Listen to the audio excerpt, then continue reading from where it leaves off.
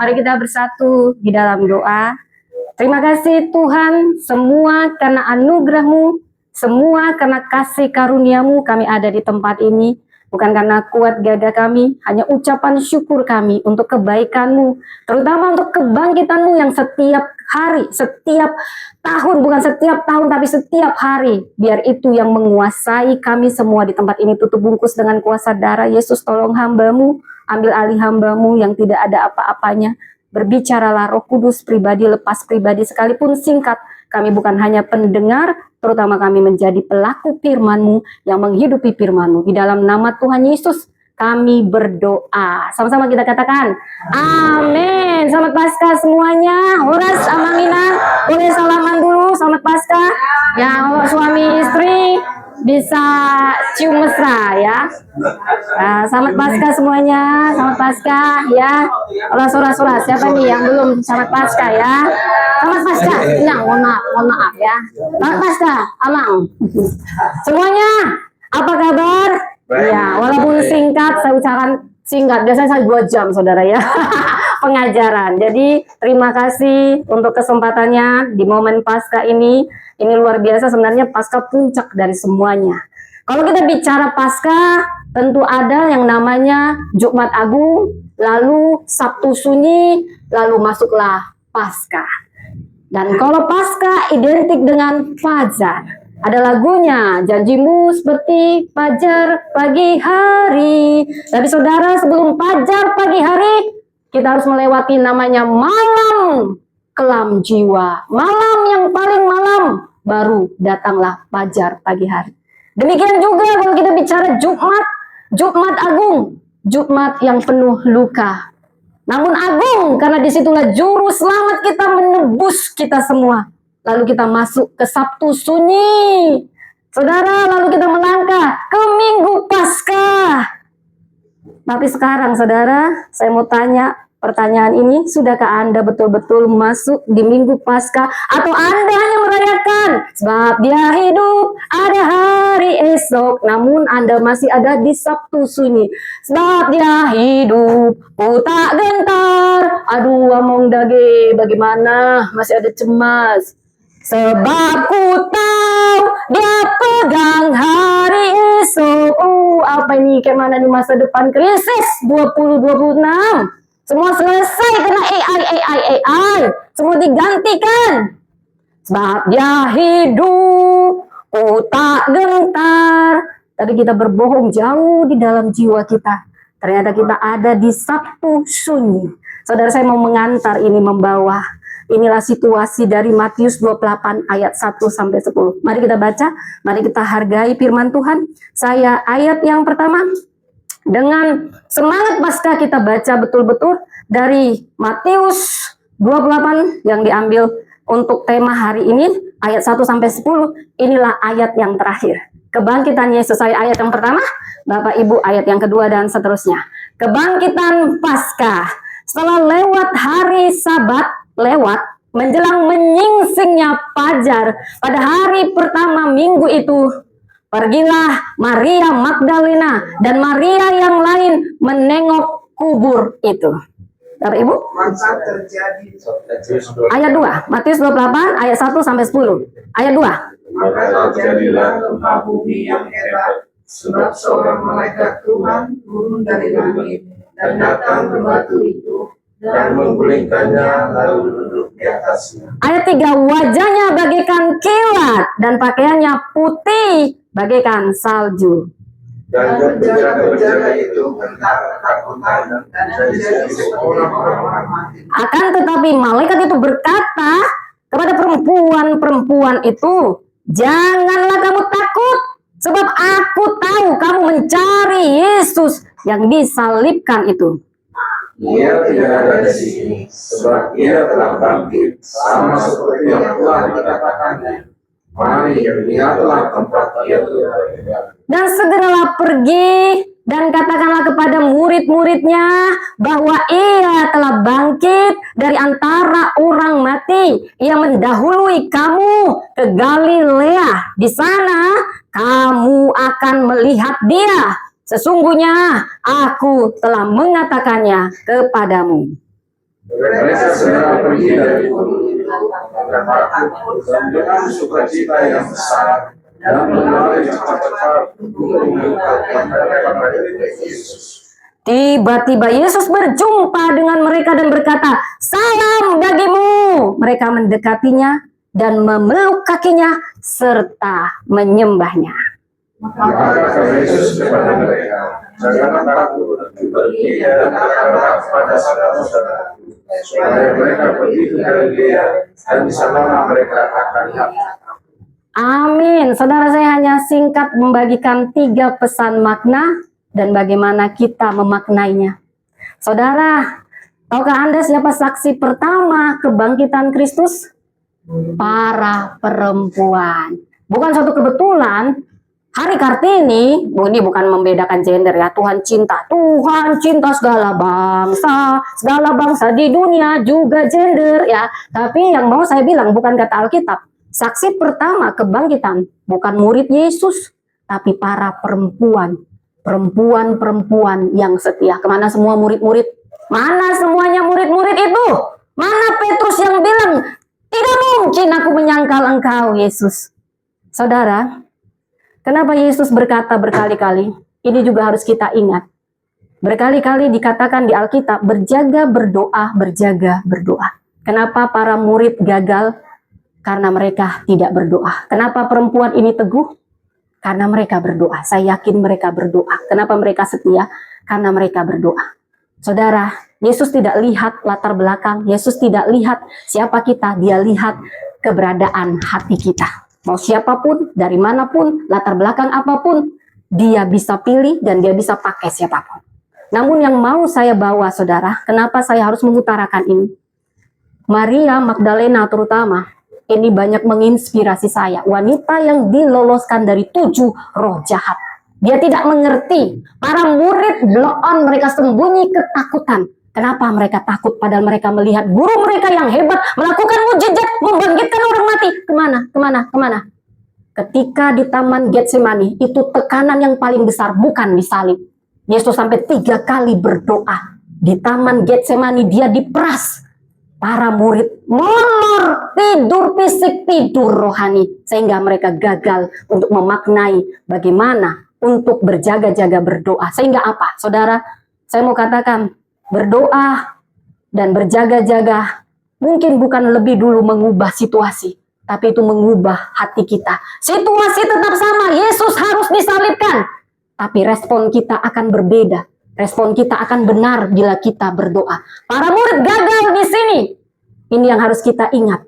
Yesus di Getsemani tertekan. Dia sudah tahu, dia maha tahu. Dia akan disalib, dia akan ditempelin, dia akan diuluk-uluk, dia akan ditusuk pakai paku 12 cm. Dia maha tahu. Dia bisa tendang langit ke-7 semua orang para prajurit itu. Tapi dia memilih taat sampai mati. Tekanan yang paling besar bukan di kayu salib. Dia hanya disalib di Golgota. Tapi tekanan yang paling besar di Getsemani. Dia membuat keputusan mau jadi tumbal penebus dosa atau tidak. Dan dia bilang sampai 3 kali dia berdoa, bukan karena kurang iman, karena dia maha tahu sebentar lagi badannya dikoyak dengan pelagrum cambuk yang mengoyak badannya. Dan para murid gagal di sini. Mereka tidur. Tapi perempuan ini sampai fajar mereka tidak takut ke kuburan. Padahal perempuan, ini mau saya katakan, kenapa Yesus memilih saksi kebangkitan pertama perempuan, padahal pada zaman Yesus perempuan tidak dianggap. Perempuan suaranya tidak dianggap. Tapi Tuhan sedang memutarkan dan mentransformasi dunia ini. Apa yang tidak dianggap oleh dunia ini bisa dipakai Tuhan luar biasa.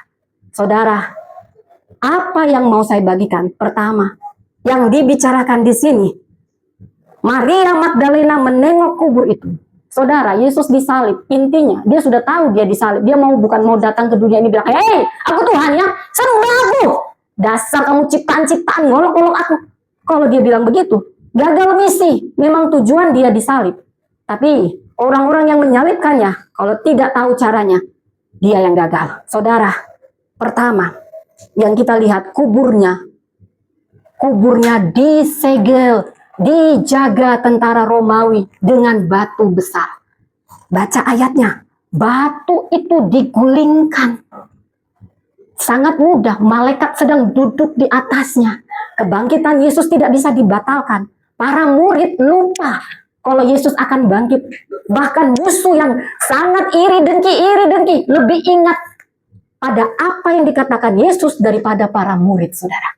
Sehingga mereka akan kubatalkan itu, penyesat itu. Tapi tidak ada yang bisa membatalkan kalau Tuhan sudah mau menggenapi. Kuasanya tidak bisa dibatalkan oleh dunia ini. Dan dikatakan batu itu digulingkan. Tahukah Anda batu bicara apa? Batu bicara beban, saudara. Mungkin Anda bisa berpura-pura. Kita nggak perlu bohong, saudara. Kita datang pada Tuhan apa adanya seperti perempuan-perempuan ini. Mereka datang, bukan mereka tahu bahwa Yesus akan bangkit. Mereka hanya modal setia, modal hormat sama Yesus. Mungkin mereka datang dengan batu yang besar. Di end, kata Pilih, di end kamu Yesus, rasain lu, tamat lu. Lu bilang lu anak Allah. Enak aja ini, kita kasih batu. Jagai sama tentara. Tapi kebangkitan Yesus tidak pernah digagalkan. Yesus sedang bilang, bukan karena digulingkan batu itu, Yesus bangkit. Tapi Yesus sudah bangkit, tapi batu itu perlu digulingkan. Supaya dunia tahu yang di dalam kosong. Yesus hidup, tidak ada yang bisa membatalkan kebangkitan. Saudara, mungkin horas-horas, mungkin saudara, kita semua datang seperti batu itu di dalam kuburan, saudara. Ada beban, ada masalah, ada kekhawatiran, ada kecemasan. Namun yang mau saya katakan saat ini, di hari Paskah ini, jangan lagi kita ada di Sabtu sunyi. Kita bilang, sebab dia hidup, oh ye, ada hari esok. Tapi kita cemas, dikuasai kecemasan, dikuasai ketakutan. Artinya kita ada di Sabtu sunyi. Tapi Sabtu sunyi itu sudah digulingkan. Artinya apa, saudara? Tidak ada yang bisa menghalangi kuasa Tuhan bekerja. Kecemasan kita, kekhawatiran kita, semua sudah dikalahkan. Jadi sekalipun kita tidak mengerti, yang mau saya katakan maknai dengan kesetiaan. Jalan Tuhan memang kadang kita tidak mengerti, ada lagunya. Kadang ku tak mengerti jalan-jalan-Mu Tuhan. Tapi seperti perempuan ini tidak mengerti. Namun mereka hanya modal setia. Saudara, tidak masalah kita datang apa adanya. Kita nggak ngerti semua teologi Alkitab. Yang kita ngerti, aku mau setia sama Engkau Yesus. Apapun batu kita akan digulingkan Tuhan. Amin, saudara. Yang kedua, saudara, apa makna kebangkitan Kristus? Makna kebangkitan Kristus, kemenangan dan sukacita. Kita bukan lagi ada untuk menang. Kita melangkah dari kemenangan. Bukan kita ada di dunia ini untuk cari surga. Di dalam Yesus kita sudah memperoleh surga. Kita melangkah dari kemenangan. Karena yang berperang adalah Kristus di kayu salib. Karena itu apapun situasi dunia. Dikatakan tadi sukacita. Kebangkitan Kristus memberi kita sukacita. Adalah sukacita di hatiku. Situasi tetap sama, krisis. Tapi yang mau saya katakan, jangan pernah kehilangan sukacita. Iblis nggak mau cari kesehatan kita, kekayaan kita. Apa yang dia cari untuk dia curi? Sukacita kita. Kenapa? Saat kita kehilangan sukacita, semua bisa dirobohkan. Itu seperti pagar. Pagar duluan roboh, rumah mudah dirobohkan. Tembok kota yang roboh mudah dirobohkan. Demikianlah sukacita. Tapi ketika Yesus bangkit, para murid, para perempuan yang tadinya tidak mengerti, yang tadinya ketakutan, penuh dengan sukacita. Karena itu saudara, situasi mau dibilang krisis, tetap bersukacita di dalam Tuhan. Kita tetap meroleh kemenangan di dalam Kristus. Amin. Dan yang ketiga, yang terakhir, saudara. Pemulihan. Kebangkitan Kristus artinya pemulihan dan pengutusan panggilan. Saudara, Kristus dan para murid juga para perempuan ini, mereka mengalami perjumpaan pribadi. Lalu mereka menyembah. Ini bicara apa? Keintiman yang lebih dalam, saudara. Lebih dalam lagi, ku rindu Kau Tuhan. Saudara, para perempuan ini awalnya penuh dengan ketakutan. Dan mereka dipulihkan. Percayakah Anda kebangkitan Kristus yang kita rayakan tiap tahun? Bahkan tiap hari kalau perlu, itu memulihkan hubungan kita. Mungkin ada hubungan yang mulai renggang, nampaknya sih mesra, tapi sebenarnya sudah jauh, hanya jaga gengsi. Tapi saya percaya, kebangkitan Kristus malam ini, kita bukan di Sabtu Sunyi, kita di Minggu Paskah. Kristus bangkit, pemulihan terjadi, pemulihan ekonomi terjadi, kesehatan terjadi. Bukankah Dia membiarkan tubuhnya sudah seperti tidak manusia lagi? Dia membiarkan darahnya itu tercurah. Kenapa? Karena itu yang membayar semua dosa, kutuk, sakit, penyakit kita, saudara. Dia sudah tidak seperti manusia. Oleh bilur-bilur darahnya, kita semua. Jadi saudara, kalau Anda sudah dipulihkan, jangan simpan cerita itu buat Anda. Ceritakan. Seperti di ayat terakhir. Pergilah. Beritakan kepada para murid. Ketemu di Galilea. Bila Anda dipulihkan, jangan simpan untuk Anda. Bersaksilah. Bersaksilah tentang kebaikan Tuhan. Kita dipulihkan dan diutus untuk jadi saksinya. Beritakan Injil. Tidak sanggupkah kau berjaga-jaga 1 jam? Berdoa. Jangan kita punya waktu ngegosip 1 jam, bahkan lebih. Kita butuh main Facebook, main online 3 jam, tapi kita nggak bisa berdoa 1 jam. Saudara, di Minggu Paskah ini kita diingatkan supaya pemulihan itu nyata. Dan saya percaya kebangkitan Kristus akan memulihkan semuanya. Memulihkan ekonomi, memulihkan relasi, memulihkan kesehatan, memulihkan setiap hubungan. Amin, saudara. Amin. Saksikan kuasa kebangkitan Kristus. Alami, percaya, terima, dan tetap setia sekalipun tidak mengerti. Amin, saudara. Amin. Mari kita bersatu di dalam doa. Terima kasih Bapa. Terima kasih Roh Kudus. Kau yang jamah pribadi lepas pribadi. Kami tidak lagi di Sabtu Sunyi. Kami tidak dikuasai oleh kekhawatiran, kecemasan, karena masa depan kami sungguh ada di dalam Engkau. Mungkin banyak hal yang kami tidak mengerti, tapi kami percaya Tuhan kami lebih besar dari masalah kami. Tuhan kami yang sudah mati di kayu salib itu sudah membayar semua dosa kami. Semua kutuk dipatahkan, sakit penyakit disembuhkan oleh bilur-bilur darah Kristus. Biar kami memaknainya penuh dengan sukacita kemenangan apapun situasinya, Tuhan.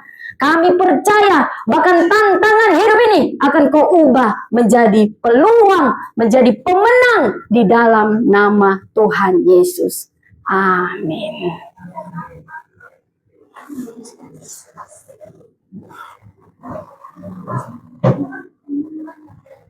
Puji Tuhan, kita sudah mendengarkan tadi bagaimana